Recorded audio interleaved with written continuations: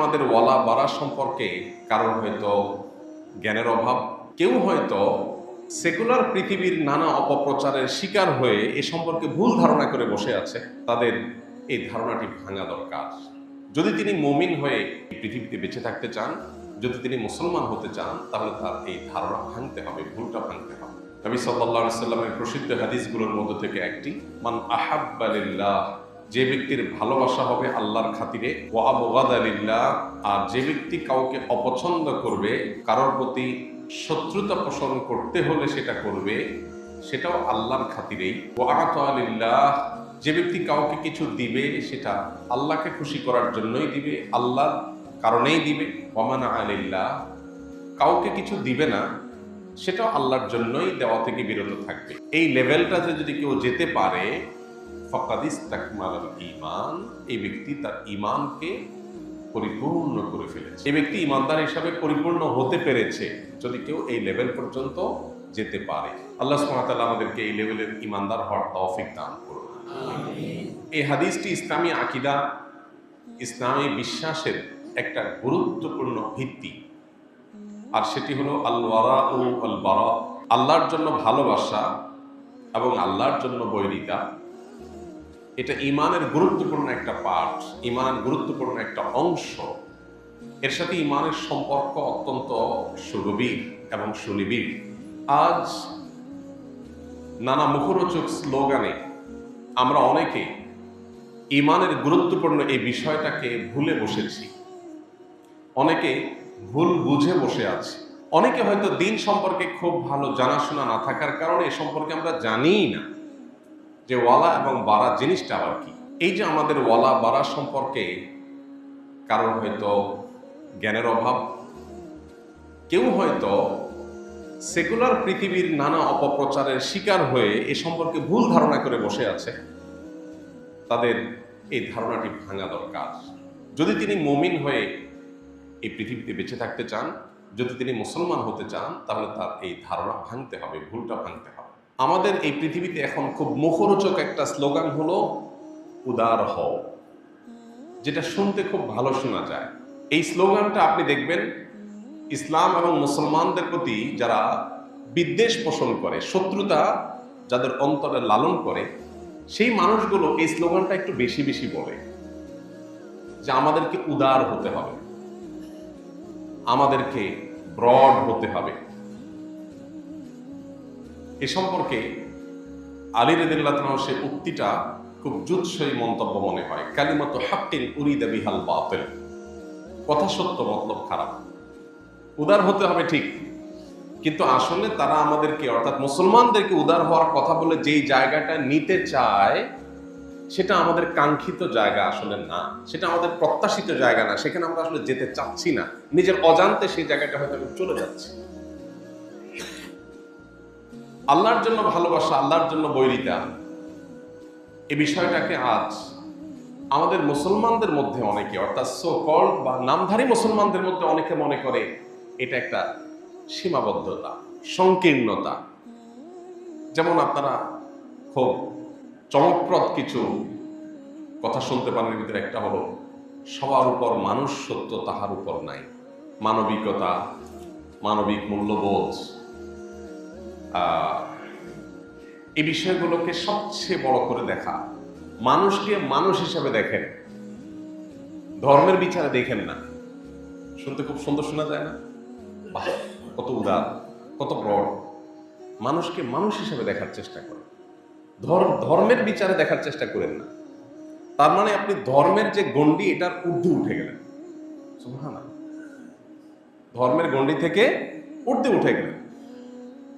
কোরআন এবং হাদিস বলছে ভালোবাসা হবে আল্লাহর খাতিরে, একজন মানুষ আল্লাহর প্রতি ঈমান আনছে, তাকে আমি ভালোবাসবো, আমার ভালোবাসাটা তার জন্য হবে আল্লাহর খাতিরে, বিকজ তিনি আল্লাহর প্রতি বিশ্বাসী, তিনি আমার লোক, আমি তার লোক, আমরা একে অন্যের অভিভাবক। কোরআনে বারবার যে কথাটি আল্লাহ বলেছে, ঈমানদাররা পরস্পর পরস্পরের অভিভাবক, ঈমানদাররা পরস্পর পরস্পরের বন্ধু, আপন। একজন মানুষ আফ্রিকায় বসবাস করতে পারেন, আমেরিকায় বসবাস করতে পারেন, কিন্তু তিনি যখন আল্লাহর প্রতি বিশ্বাসী হবেন, তখন তার সাথে আমার একটা বন্ধনের কারণে আলাদা একটা ভালোবাসা তৈরি হয়ে যাবে। আর কোনো মানুষ আমার সাথেই হতে থাকেন, কিন্তু তিনি আল্লাহ বা তার রাসূলের প্রতি বিশ্বাস রাখেন না, বরং ইসলাম মুসলমানদের প্রতি বিদ্বেষ লালন করেন, এই লোকটাকে আমি অপছন্দ করব আল্লাহর খাতিরে। হতে পারে সে আমার পরিবারের সদস্য, হতে পারে রক্ত সম্পর্কেও কেউ, কিন্তু তাকে যে অপছন্দ করব সেটা কাজ খাতিরে, আল্লাহর খাতিরে।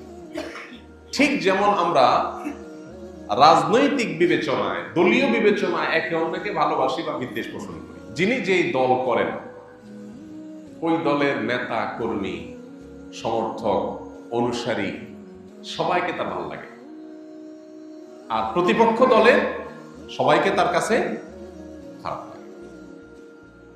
এখানে ভালোবাসার মানদণ্ড কি?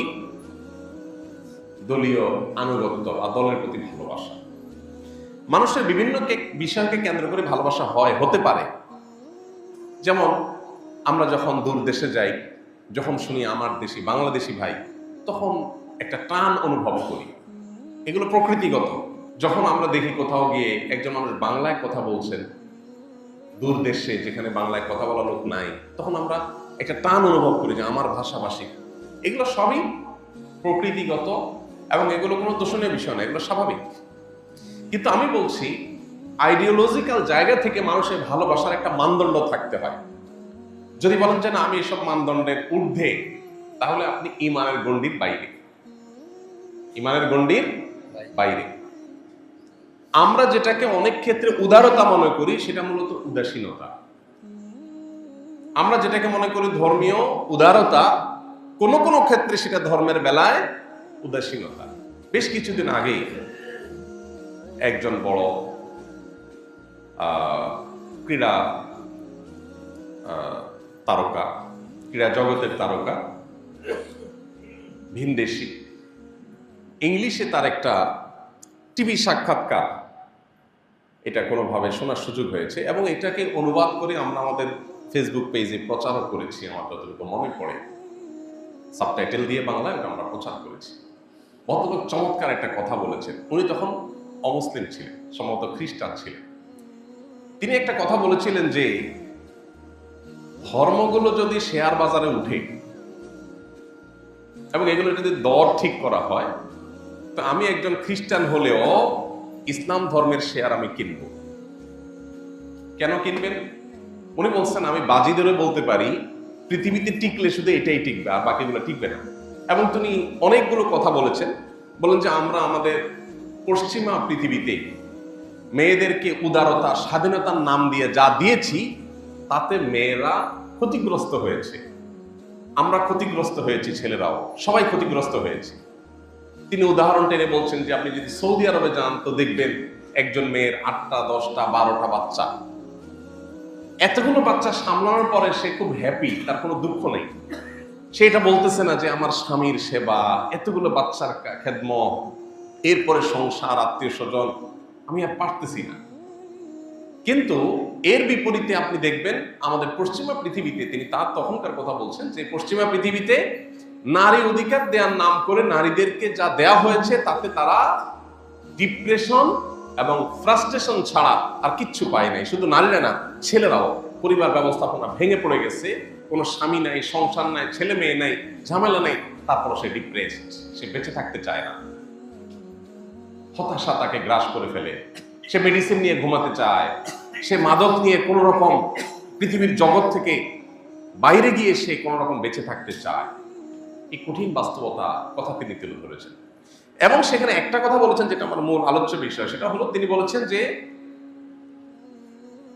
If you tolerate for everything you are stand for nothing. আপনি যদি সব ব্যাপারে টলারেন্ট হয়ে যান, সব ব্যাপারে যদি বলেন উদার হয়ে যান, তাহলে আপনি আসলে কোনো আইডিওলজি নাই, আপনার কোনো দর্শন নাই, আপনার কোনো অবস্থান নাই, আপনি আসলে আদর্শিকভাবে দেউলিয়া একজন মানুষ। আমাদের সমাজে এখন এই স্লোগানটা বেশ জনপ্রিয় হয়ে উঠছে। পশ্চিমা পৃথিবী থেকে আসছে এটা, সেকুলাররা আমদানি করছে, মুসলমানের সন্তানরা সেটাকে গোগরা শিখেছে।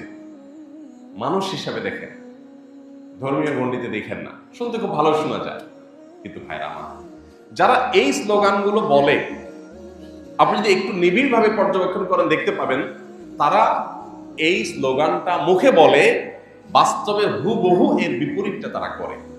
মানুষ হিসাবে দেখার এই দৃষ্টিভঙ্গি যদি তারা বিশ্বাসের জায়গা থেকে লালন করত, তাহলে ফিলিস্তিনের মানুষগুলোর বুকে বোম পড়তো না। কারণ ফিলিস্তিনের মানুষগুলো মানুষ, তারা তাদেরকে মানুষ হিসাবে দেখে না। কি হিসাবে দেখে?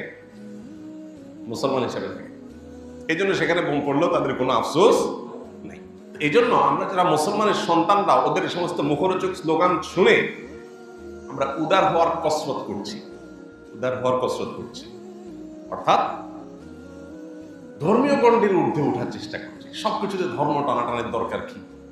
আমরা মানুষকে মানুষ হিসাবে দেখি, মুসলমান হিসাবে দেখলে তো সীমাবদ্ধ হয়ে যায়। এইরকম মুখরোচক স্লোগানে যারা আমরা আমাদের দ্বীনি গণ্ডি থেকে বের হয়ে যাচ্ছি। এখানে একটা কথা পরিষ্কার করা দরকার, আমরা মানুষকে মানুষ হিসাবে দেখতে নিষেধ করছি না।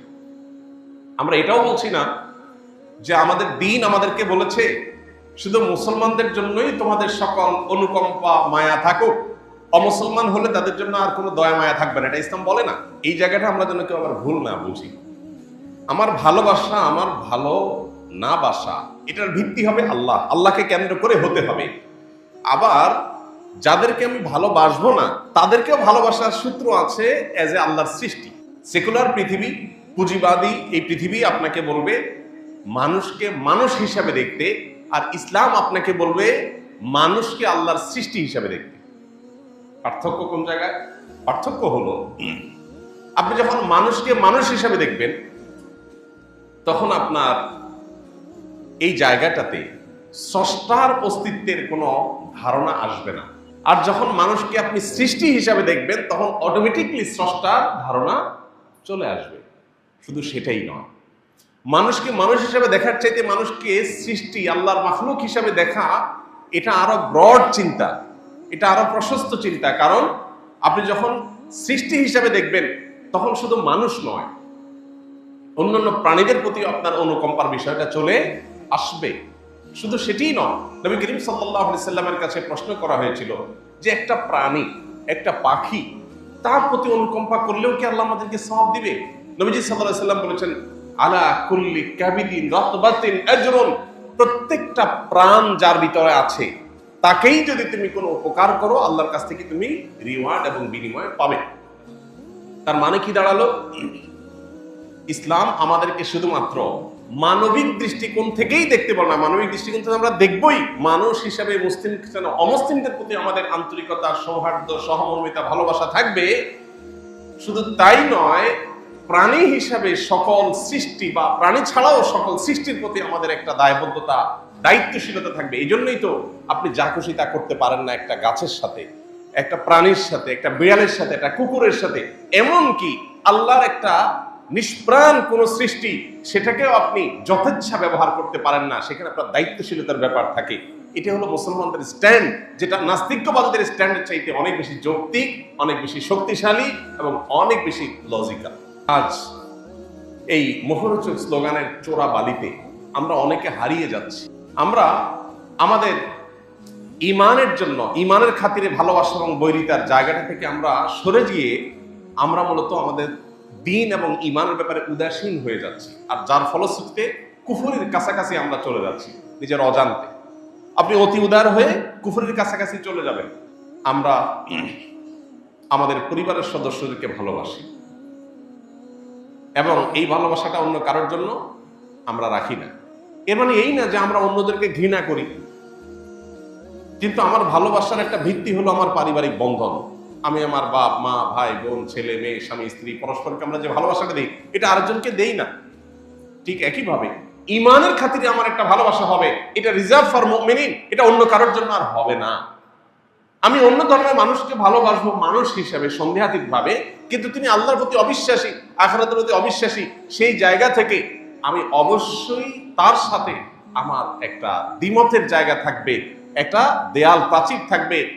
অর্থাৎ ভালোবাসার পাশাপাশি তার সাথে আমার একটা মতের ভিন্নতা, আদর্শগত ভিন্নতার কারণে আমি যে আল্লাহর একত্ববাদে বিশ্বাস করি, তিনি সে আল্লাহর সাথে শিরক করেন, যেটা আল্লাহ সবচেয়ে বেশি অপছন্দ করেন, সেই খাতিরে, সেই কারণে তার প্রতি আমার অপছন্দ, তার আদর্শের প্রতি আমার অপছন্দ লাগা, সেটাও এখানে থাকতে হবে।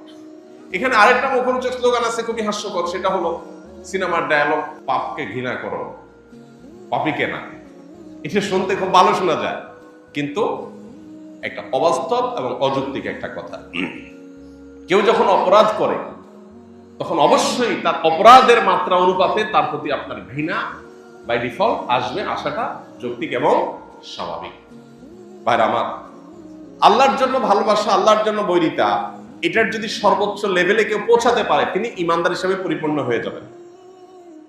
আর যদি উদারতার, তথাকথিত উদারতার চোরাবালিতে হারিয়ে গিয়ে আমি আমার ইমানই ভালোবাসা, হুব লিল্লাহ বুগজ লিল্লাহ, আল্লাহর জন্য ভালোবাসা, আল্লাহর জন্য বৈরিতা, এইটাকে যদি আমি এস্টাবলিশ করতে না পারি, তাহলে আমি ভালো মুসলমান কখনোই হতে পারবো না।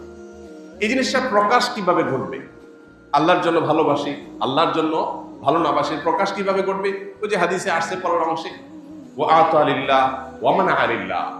আপনি একটা জায়গায় একটা লোককে টাকা দিয়েছেন, কেন দিয়েছেন? কারণ তিনি একটা ভালো কাজ করবেন, যাতে আল্লাহ খুশি হবেন। আরেক জায়গায় টাকা দেওয়ার অপশন আছে, বাট আপনি দিচ্ছেন না কেন? কারণ এখানে দিলে আল্লাহ নাখোশ হবেন, অসন্তুষ্ট হবেন, সেজন্য আপনি দিলেন না। আপনি কাউকে ভালোবাসলেন কেন? কারণ লোকটা খুব আল্লাহওয়ালা, লোকটা খুব আমলদার, লোকটা খুব সৎ, হালাল উপার্জন করেন, উত্তম আচরণ আছে, তিনি নামাজি, তিনি মানুষের ব্যাপারে দায়িত্বশীল, লেনদেনে খুব সঠিক, তিনি একজন আদর্শ মুসলমানের চিত্র তার মধ্যে ফুটে উঠেছে, সেই কারণে আপনি তাকে ভালোবাসেন। এটা আল্লাহর জন্য ভালোবাসা।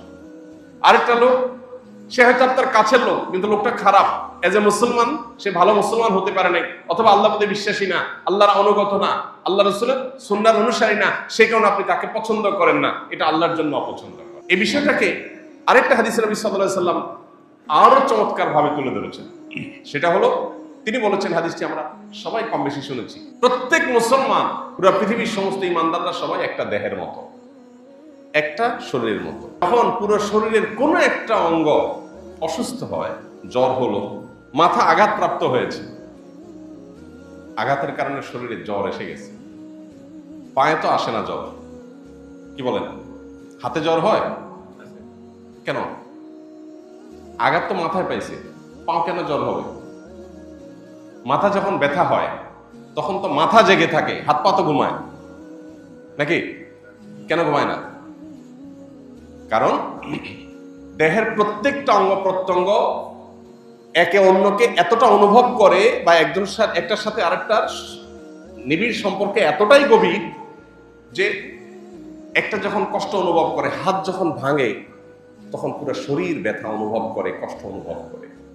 হাত যখন কোনো কারণে কেটে যায়, তখন সে কাটার কারণে ব্যথা অনুভব করে। জ্বর যখন হয়, পুরো শরীরের হয়।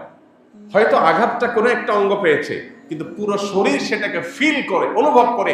নবী সাল্লাল্লাহু আলাইহি ওয়াসাল্লাম বলেছেন, সারা পৃথিবীর মুসলমানরা সবাই মিলে একটা দেহের মতো, এই দেহের কোনো একটা প্রান্ত যখন আক্রান্ত হবে, কষ্টে থাকবে, বিপদে পড়বে, জুলুমের শিকার হবে, তাদের প্রতি আল্লাহর শত্রুদের হামলা হবে, তখন গোটা বিশ্বের মুসলমানরা সেটাকে ফিল করতে হবে, যদি সে মুসলমান হয়ে থাকে। আপনি মুসলমান কিনা এটার একটা টেস্ট, এটা একটা পরীক্ষা, যে পৃথিবীর কোন প্রান্তের মুসলমানের কষ্টে আপনি কষ্ট ফিল করেন কিনা। আর যদি মনে করেন যে না, আমি তো ভালো আছি, আপনি বরং মজা নেন, তাহলে সেক্ষেত্রে আপনি নিজেকে মুসলমান হিসাবে দাবি করতে পারবেন না। ভাইরা আমার, এই বিষয়টা আজ বড় অভাব চলছে। আমরা পারিবারিক ভিত্তিতে ভালোবাসা, ভাষার কারণে পরস্পরের প্রতি ভালোবাসা, একই ভূখণ্ডের একই এলাকার মানুষ হওয়ার কারণে ভালোবাসা, এরকম আরো নানা ভালোবাসার সাথে আমরা পরিচিত, কিন্তু আল্লাহর সাথে, আল্লাহর কারণে ভালোবাসার সাথে আমরা বিষয়ের মানুষ সেভাবে পরিচিত না। আল্লাহ তাআলা বলেছেন, ওয়াল্লাযীনা আমানু আশাদ্দু হুব্বান লিল্লাহ, যারা আল্লাহর প্রতি ঈমান এনেছে তারা সবচেয়ে প্রগাঢ় ভালোবাসাটা আল্লাহকে দেয়, বা আল্লাহর কারণে মানুষকে দেয়, বা অন্য সৃষ্টিকে দেয়। একটা প্রাণীর প্রতিও তার যে মায়া হয়, সেটা সৃষ্টি হিসাবে হয়। এখানে দৃষ্টিভঙ্গিটা সৃষ্টি হিসাবে, মানুষের গণ্ডি থেকে আরো ঊর্ধ্বে, এবং এটা আমাদেরকে স্রষ্টার অস্তিত্বের প্রতি বিশ্বাস বদ্ধমূল করে দেয়।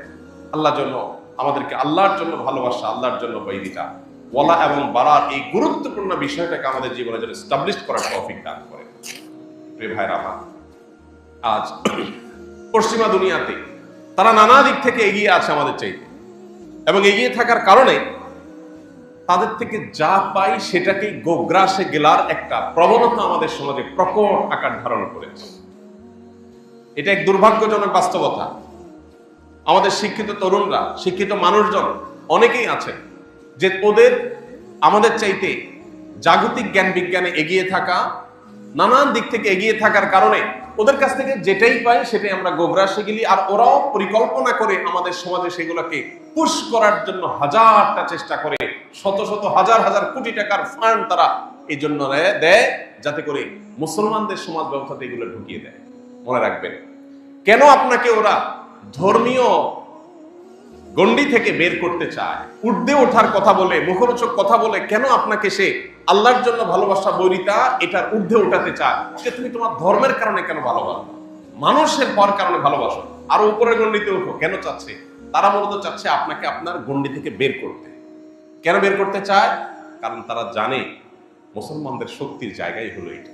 গোটা বিশ্বের মুসলমানরা বিভিন্ন ভূখণ্ডে বসবাস করতে পারে, বিভিন্ন ভাষায় কথা বলতে পারে, বিভিন্ন বিষয়ে তাদের মধ্যে ব্যবধানের প্রাচীর থাকতে পারে, কিন্তু ঈমানের সুতে সবাই আমরা গাথা একই মালায়, সেই জায়গা থেকে আমরা একে অন্যকে ফিল করব, অনুভব করব, এটা আমাদের অনেক বড় শক্তির জায়গা।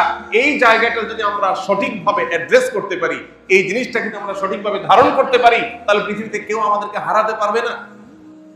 এই জন্য তারা আমাদেরকে এই গণ্ডি থেকে বের করতে চায়। টোপটা দেয় খুব মুখরোচক, আদারটা দেখতে খুব সুন্দর, আমাদেরকে বলে মানুষ হিসাবে দেখেন সবাইকে, সবার উপর আল্লাহ সত্য, তাহার উপরে সবার উপর মানুষ সত্য। মানে আল্লাহ তাআলার গুণবাচক নাম হক, হুয়াল হক, তিনিই সত্য। আল্লাহর অস্তিত্বই চূড়ান্ত, আর কোনটা চূড়ান্ত না, সবই ধ্বংসশীল, শুধু আল্লাহর অস্তিত্বই থাকবে, তিনিই একমাত্র মহাসত্য, আর কেউ না।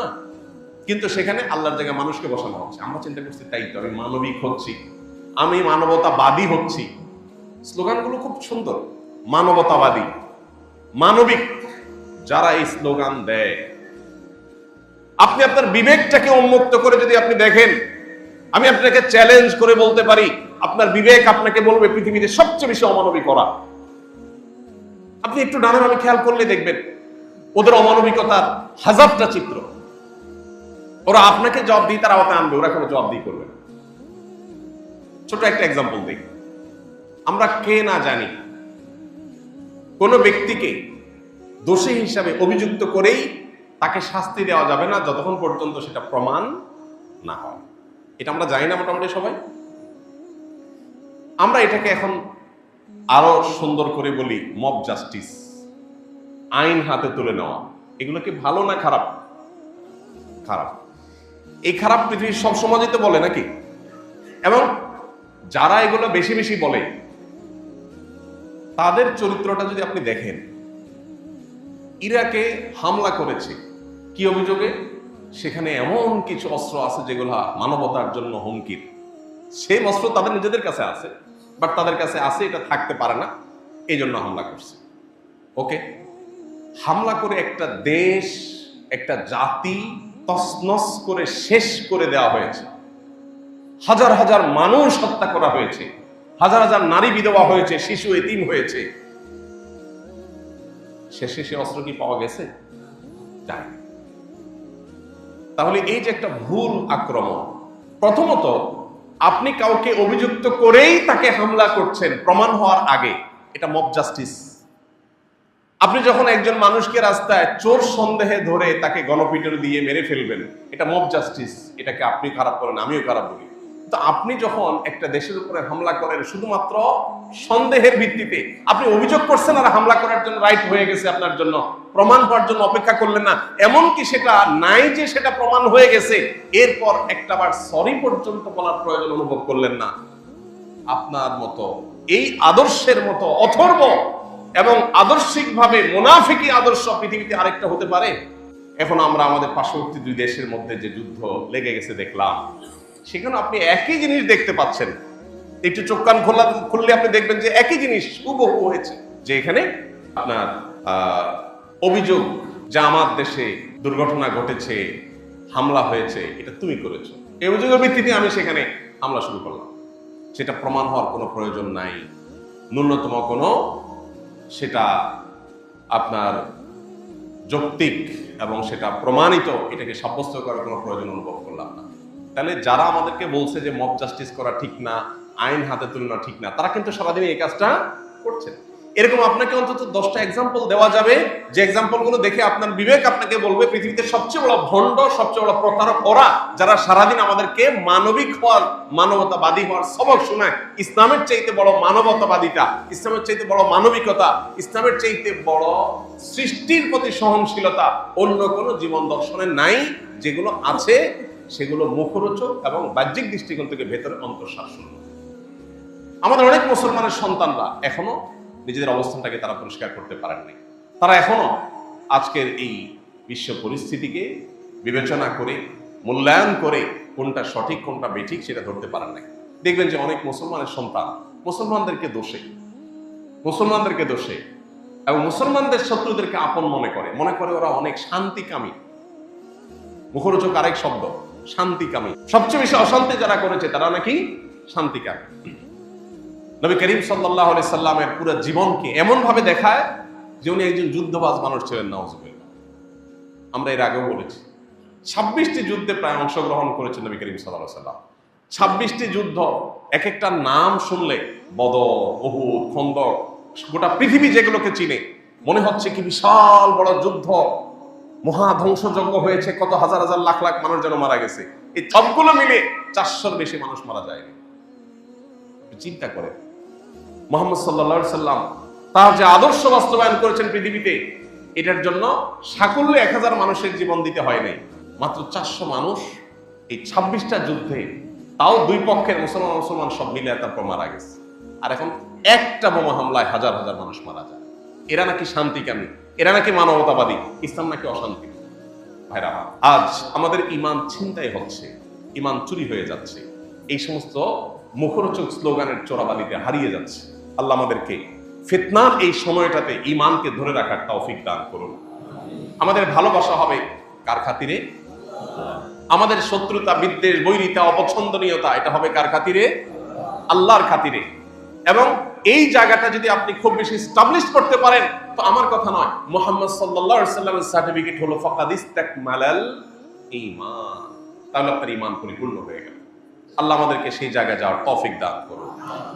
আমরা অতি উদার হতে যাব না, উদার হব, অতি উদার হতে যাব না। অতি উদারতা ভালো জিনিস না। আপনি আপনার মায়ের পেটের ভাই, তার প্রতি আপনার একটা ভালোবাসা যেটা অন্য কারোর জন্য নাই। এখানে যদি আপনি অতি উদার হতে যান, সেটা কি ভালো হবে না খারাপ হবে? অবশ্যই খারাপ হবে। আপনার ভাইয়ের জন্য যে ভালোবাসাটা, এটা আর কারোর জন্য থাকতে পারে? আপনার বাবার জন্য যে ভালোবাসা, সেটা আর কারোর জন্য থাকতে পারে না। আপনি যদি এখানে বলেন না, ভাই দেখে তাকে আমি বিশেষ ভালোবাসা দিব, এটা তো সংকীর্ণ চিন্তা। আমি একটু উদার হওয়ার চেষ্টা করি, আমি আরেকজনকেও একই জায়গায় দেব, তাহলে সেটা আপনার অবস্থানগত দেউলিয়াপনা হবে, এটা উদারতা হবে না। এই জন্য দ্বীনের নামে, উদারতার নামে আমাদেরকে যারা আজ মুখরোচক নানা স্লোগান দিচ্ছে, তারা মূলত আমাদেরকে আমাদের দ্বীনের ব্যাপারে উদাসীন করছে। আমাদের ঈমানটুকু তারা ছিনতাই করে নিয়ে যাচ্ছে, আমরা টেরও পাচ্ছি। এবং নবী করিম সাল্লাল্লাহু আলাইহি সাল্লাম এই ওয়ালা এবং বারা সম্পর্কে এত হাদিস বলেছে। পুরো কোরআনের পাতা পাতা আপনি দেখবেন আল্লাহর জন্য ভালোবাসা, আল্লাহর জন্য বৈরিতা। আল্লাহ বারবার করে বলেছেন, বিভিন্ন জায়গায় বলেছেন, যারা মুশরিক, যারা শিরকে লিপ্ত, যারা আল্লাহর প্রতি অবিশ্বাসী, তারা তোমাদের অন্তরঙ্গ আপন, পরম আপন হতে পারে না। মানুষ হিসাবে অবশ্যই, প্রতিবেশী হিসাবে তাদের প্রতি সদাচরণ কাম্য, নির্দেশিত। শুধু তারা কেন, কোন প্রাণীও যদি হয় তার মুখেও পানির ফোঁটা দেওয়া, খাবার তুলে দেওয়ার শিক্ষা ইসলাম আমাকে দিয়েছে। সো আমি অন্য ধর্মাবলম্বী ভাইদের সাথে সামাজিক শান্তিপূর্ণ সহাবস্থান বজায় রাখা, মানুষ হিসাবে মানবিক তার যে পাওনাগুলো সেগুলো তাকে দেওয়া এবং তার প্রতি সর্বোচ্চ শ্রদ্ধা ভালোবাসা রাখা এজ এ মানুষ, সেটা আমরা করবো। আমাদের নবীজি সাল্লাল্লাহু আলাইহি ওয়াসাল্লাম ইহুদীর লাশ দেখে দাঁড়িয়ে গেছে, জিজ্ঞাসা করা হলো, ইয়া আল্লাহর রাসূল, এটা তো ইহুদীর লাশ। বলেছেন, আলাইসাত নাফসা, মানুষ না? অতএব সেই জায়গাটাতে আমাদের অবস্থান ঠিক থাকতে হবে, কিন্তু আমাদের একটা রিজার্ভ ভালোবাসা চূড়ান্ত পর্যায়ে, সেটা হবে শুধুমাত্র আল্লাহর খাতিরে, অন্য কারোর খাতিরে হতে পারে। আল্লাহ আমাদেরকে সেই লেভেলের ভালোবাসা অর্জন করার তৌফিক দান করুন, এবং সেই লেভেলের ভালোবাসা শুধু হলে হবে না, বৈরিতাও লাগবে। ইব্রাহিম আলাইহিস সালাম বলেছেন, ইন্নী বারীউম মিনাল মুশরিকিন, আমি মুশরিকদের থেকে মুক্ত। মুশরিকদের লোক আমি না, আমি ওদের লোক না। হ্যাঁ, মানুষ হিসাবে সে বিপদে পড়বে, 100 বার তার মুখে হাসি আমি খাবার তুলে দেবো, 100 বার তার পাশে আমি দাঁড়াবো, 100 বার প্রতিবেশীর তার সদাচরণ করবো, তার সাথে সুন্দর আচরণ করবো, হাসি মুখে ব্যবহার করবো, সবই ঠিক আছে, কিন্তু তার আদর্শের থেকে আমি মুক্ত, তার আদর্শের ধারে কাছেও আমি নেই।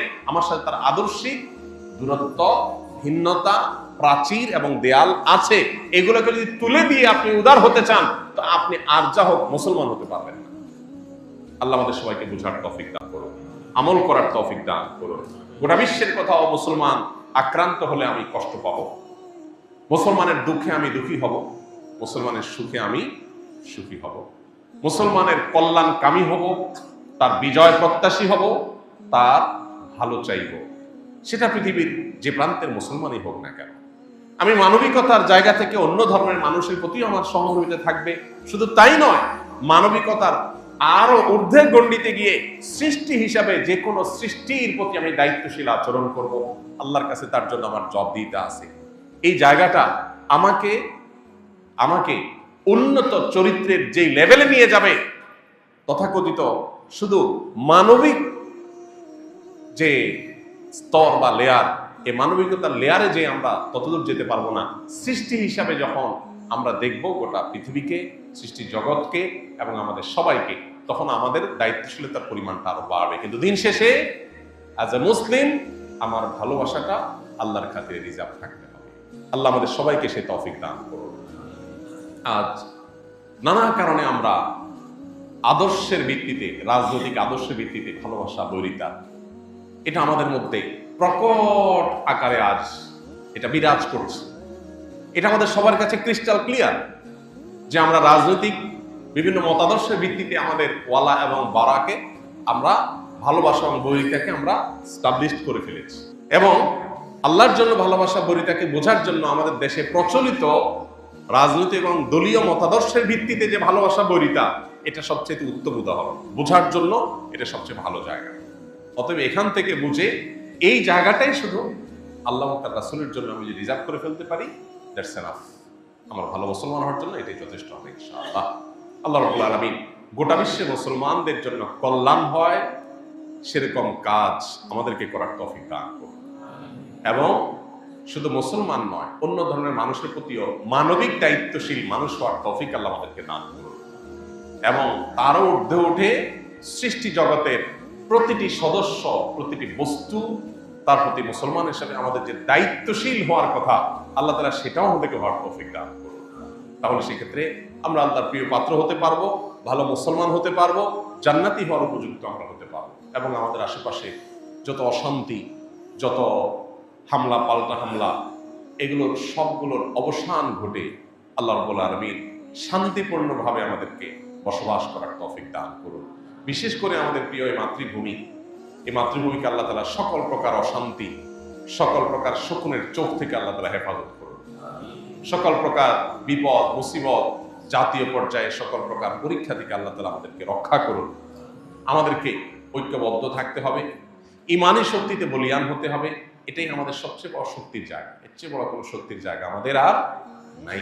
আল্লাহ এটা আমাদেরকে বোঝার তৌফিক দান করুন।